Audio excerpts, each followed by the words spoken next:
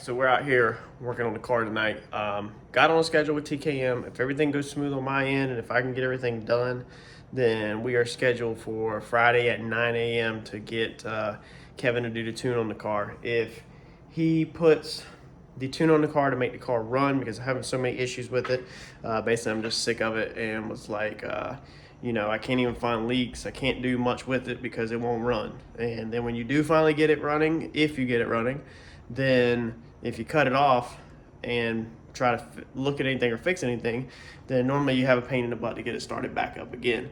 So what we're doing is we're going to take it to Kevin. We're just going to bite the bullet and have him, he do the tune on it. He gets it where it's just cranking, running on the ground, not on the dyno, just cranking. We're just trying to get the freaking thing cranking. John got it cranked with us having a vacuum leak. So when me and John got off the phone, I was to find the vacuum leak and then try to crank it again. So I think I found the vacuum leak. That was the intake not having a gasket in it, and I went over in the last video.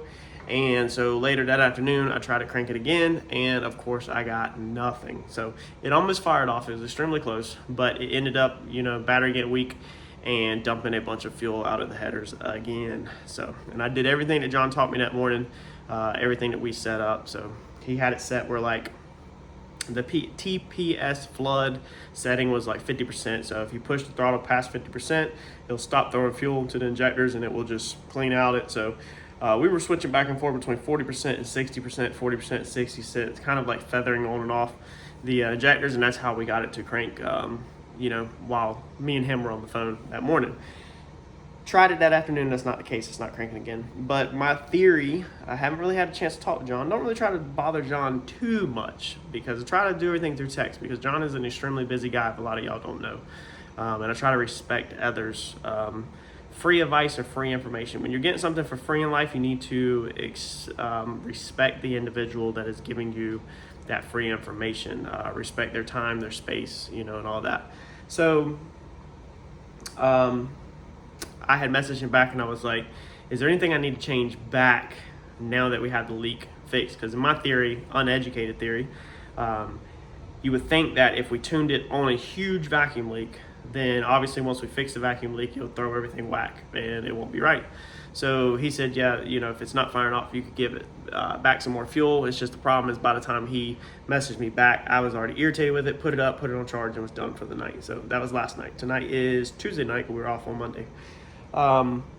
So what we're doing tonight is checking for a leaking or stuck open fuel injector. I talked to Kevin this morning, got us on the schedule, and Kevin said, man, that really, fuel coming out the header really sounds like a stuck injector.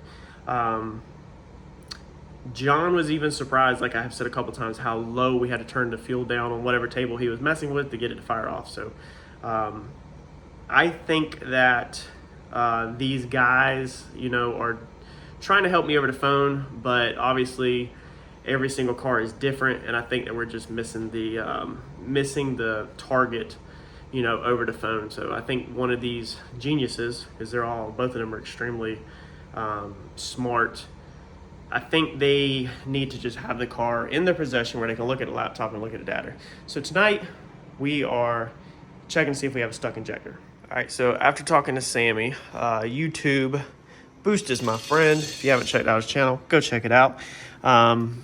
If one of the injectors is stuck open, okay, with the harness unplugged from them, then when you turn your ignition on, it should dump fuel out. If this is a piece of trash in here, has it jammed up and it's just stuck open and it's flooding the motor, then when you turn it on, it should just spray out nonstop because it's stuck open. So it electrically can't control it. It can't close it and open it.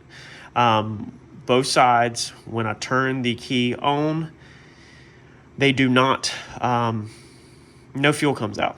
So that's what we want with them unplugged from what I'm being told. Now, Sammy did say to plug them in, which is what I have done on this side, and when you turn your ignition on, that they should spray for a split second and then quit.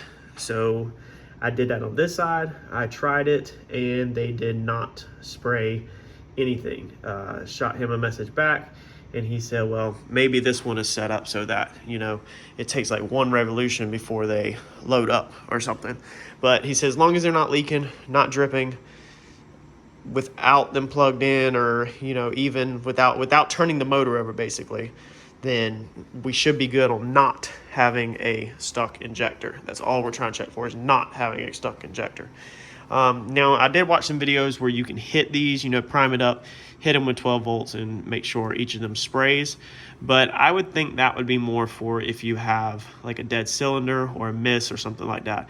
We're dealing with fuel coming out the header, so we're just trying to check, cover our bases before we go to TKM. So, and Kevin also asked me if I checked for that, and I was like, no, I'm an idiot. So, but I just really haven't had time, and I've been frustrated, you know, to troubleshoot this. I'm kind of calmed down now a little bit, and we're going to try to comb through some things tonight. So we're going to put all this back together, but I did want to tell anybody else that is as dumb as I am. If you're on the same level as me as far as stupidity, then you can't undo your fuel rail and just turn it on. The first time I did that, it shot one of these ejectors out and started just blowing freaking fuel every freaking where.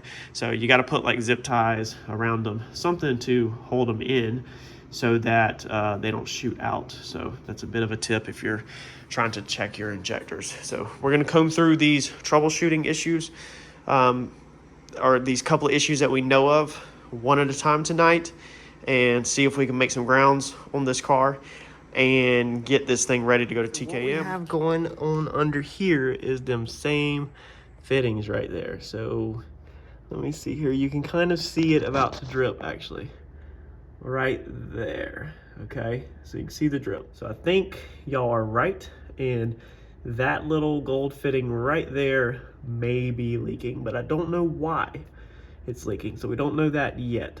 So we're going to undo these lines again and examine everything way closer this time, because I have tried to tighten them down, or I think I did. I'll try to turn them again before I pull them out. But anyway, that's what we're working on now, so we're going to try to find this leak. All right, so this is where sometimes you feel like you're almost cheating the system when you do YouTube, because you got so many eyes on something, and sometimes people don't pay attention to detail. I'm bad about it. If I'm watching a video, like, I'll pay attention pretty close, but some of y'all are freaking killer.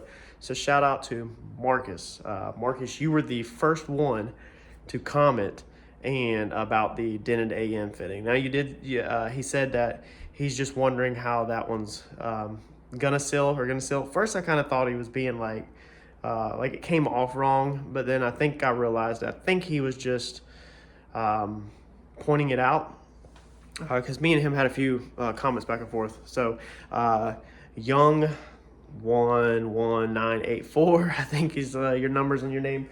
You had also said that you seen it, so that was a good observation. It looks like that's our problem.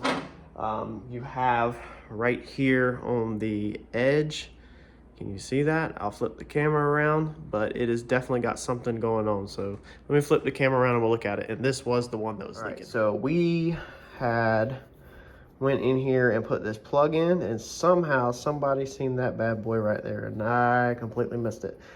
Me and Mike do not remember dropping it. Mike didn't say he remembered dropping it. I didn't say I remember dropping it.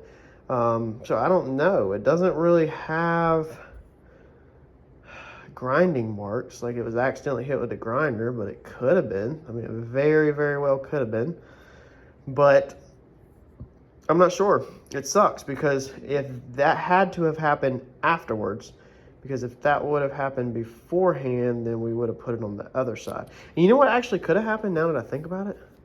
Mike could have grinded that.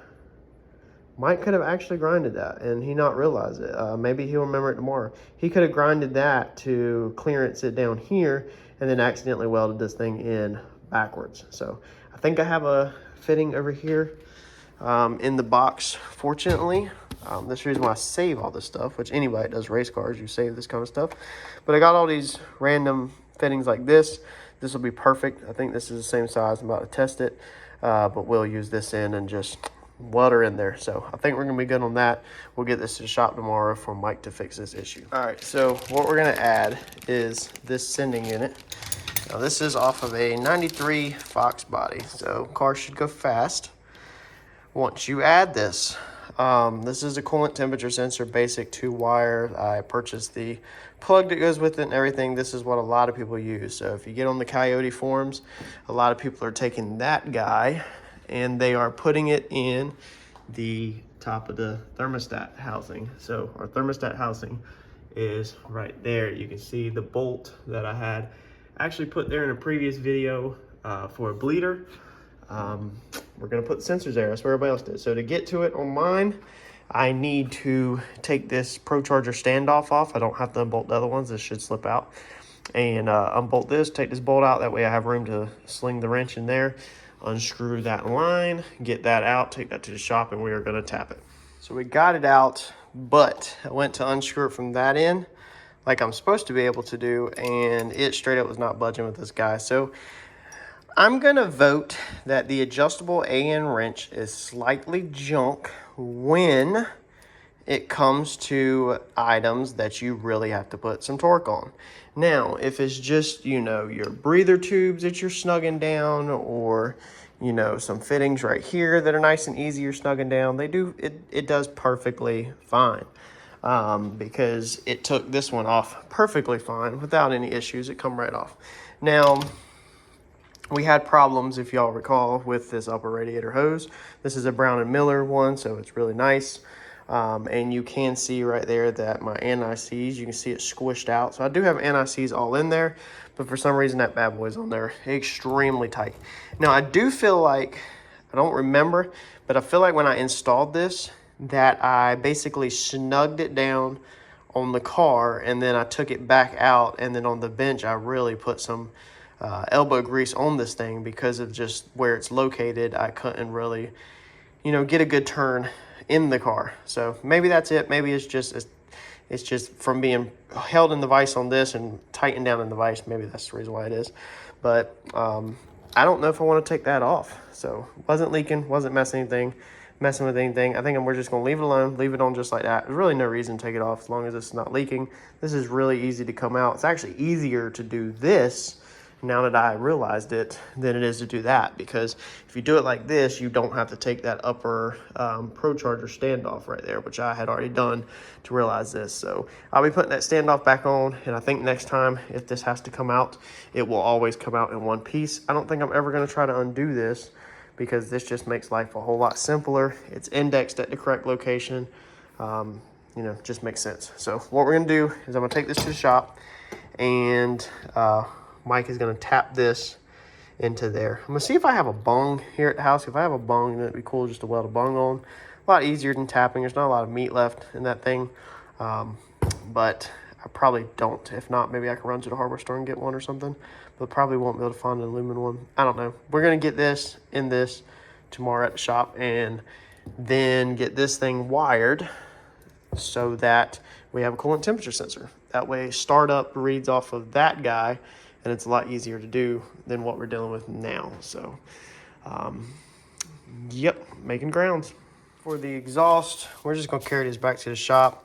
We're gonna cut this elbow right in half. It was cheaper, instead of buying dumps, it was cheaper to buy elbow, and it actually gave you more leg off of the turn down doing it this route. So we're gonna take it to the shop. We'll find center tomorrow.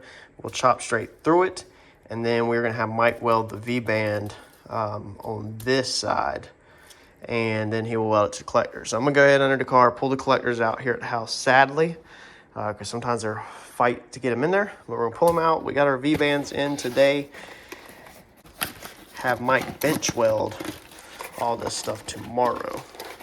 I'm guessing I will have him 100% burn in the collector, obviously, and then probably just tack it on this one. Tomorrow's Wednesday. We'll check it on Wednesday, and then he can finish burning it in on Thursday, I'm thinking. So we'll get this to the shop.